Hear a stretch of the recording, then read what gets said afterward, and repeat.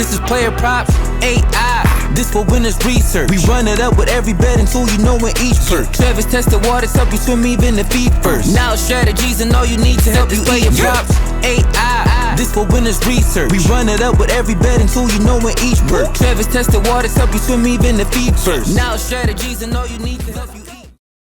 Hey guys, it's me Travis with PlayerProps.ai, and this is what we're looking at on the most accurate NFL prediction app in the world. So if you missed the article post we blasted in Discord, you're about to get an email blast in a few minutes, as well as this is already on every major news publication, including AP News. I've been kind of alluding to this or mentioning this in the Discord, but PlayerProps.ai, there's this other company that's called BetSmart. And what they do is they're simply like a review site for like betting tools and stuff.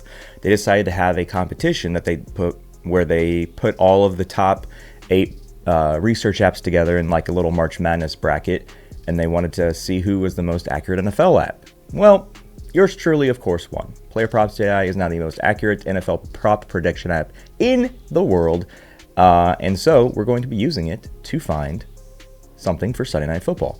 I will also be recording Monday Night Football show right after this because, as I mentioned in the Thursday night video that I dropped yesterday, flying in a few hours to Georgia for a wedding, so I'm not really going to be available tomorrow, so might as well do both today.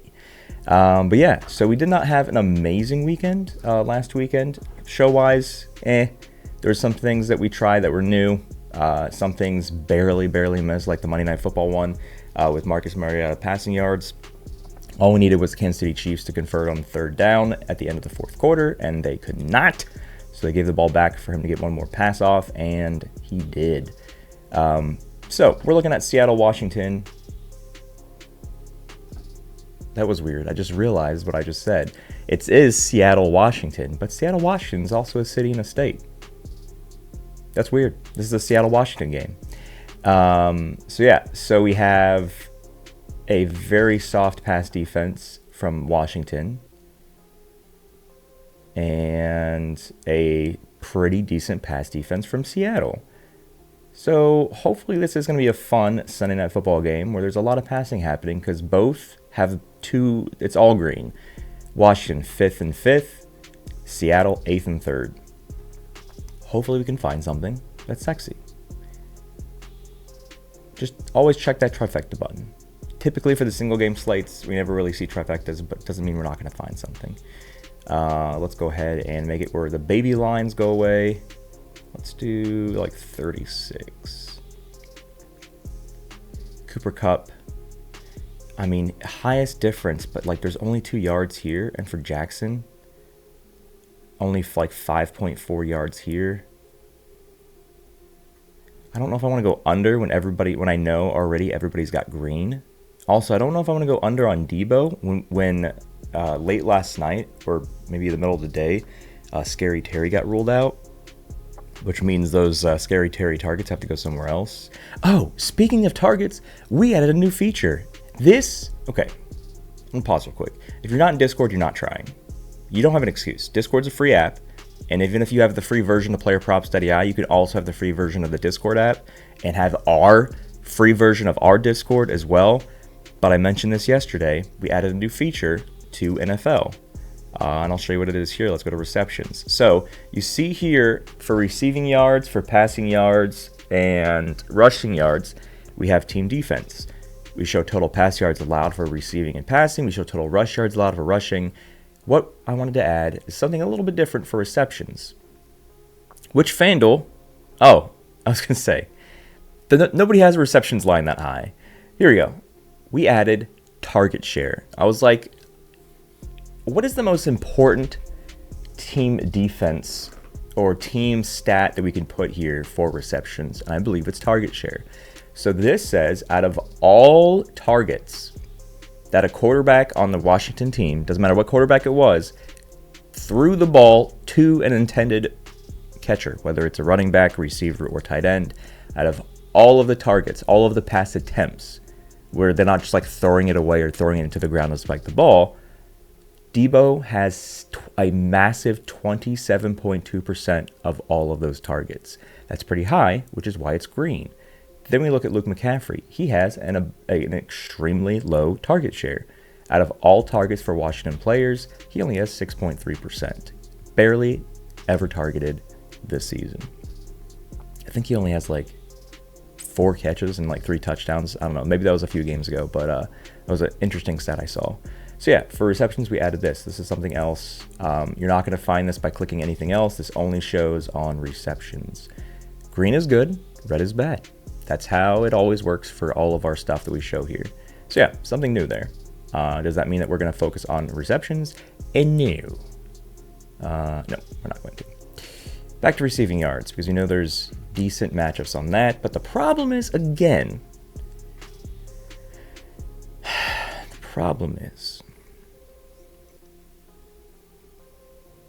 there's not enough difference on anybody in this game, even though the defensive matchups are pretty nice.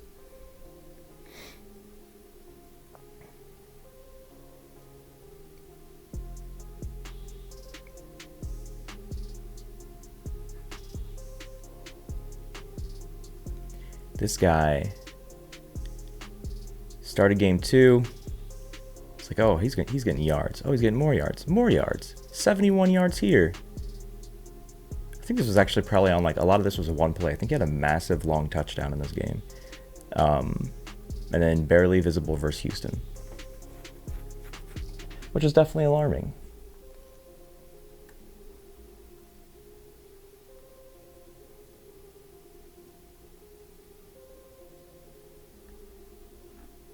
Yeah.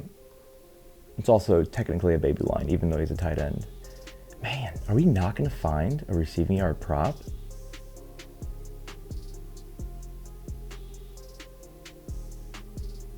When we have this green? I mean, the only other thing that'll show green will be passing yards. So the only thing to consider would be this, because there's a 23-yard difference, which is interesting.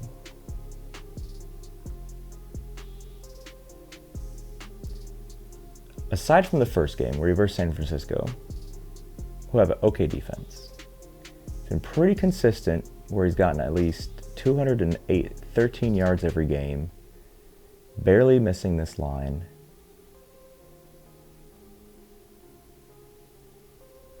But these games though, like the Saints pass defense and the Texans pass defense, let's see where they stand. Pass yards allowed. I mean, the Saints are a top 10 pass defense. Then we say the Texans, they're a top 4 pass defense. These are the 2 games this season, not including that very first game against San Francisco, but these are the 2 games that he did not get it against 2 top 10 pass defenses. And now he gets to verse this one right here in the number 5 spot.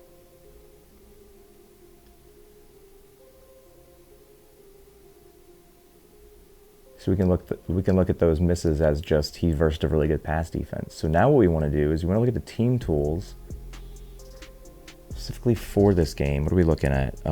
Washington.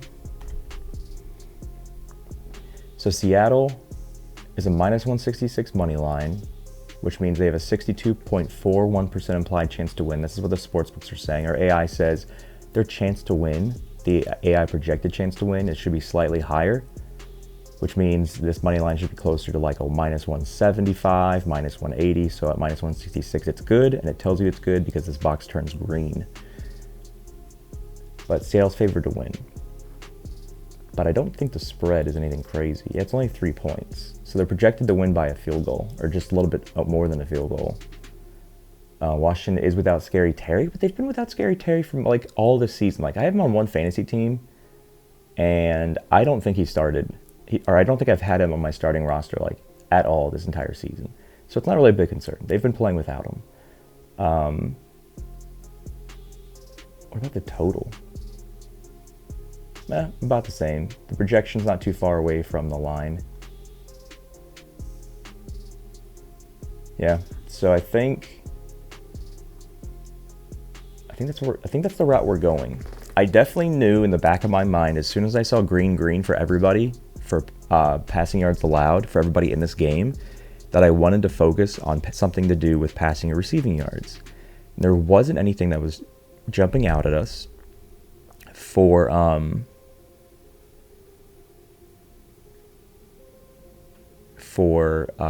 receiving yards. Did we go over Sam Darnold earlier this year? I don't think we did. I don't think we've tried to go over on him. So now that we know this is what we want to do you remember what the next step is? The next step is line shopping. This is a step that a lot of you miss. So last night we had Sabonis under points. And depending on when you got it in, if you line shopped, a lot of people found that Bet Rivers had 18.5, and so they went under 18.5 and they hit because he finished at 18 exactly. So that's why line shopping is very important. So if you bet on Bet Rivers, you won the play of the day from the NBA show last night. Oh yeah, comparisons what we're looking at. Let's compare here. Sunday night game, which is this one. We're gonna go passing yards. Oh, so FanDuel and Fanatics already have the best line. You can get them as high as 247 on DraftKings, which is what you don't want to do if you're going under. So FanDuel and Fanatics have the best line, but FanDuel has the best payout. So they pay you slightly better than the minus 115 payout that Fanatics does.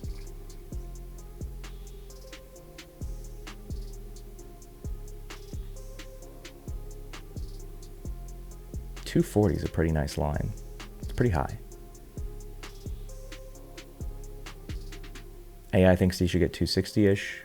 He only needs to get 241 here. So I think that's what we're doing. Ladies and gents, the Thursday Night Football show, I'm recording this on Thursday at early in the morning, 9 o'clock. So you still have plenty of time to lock in the Thursday one. But if you want to see where I've been, if you've like, hey, Travis hasn't done any content for the first half of the week. There's a crazy story that happened, and I talk about it in the beginning, the first 20 minutes of Thursday Night Football show. So go ahead and check that out.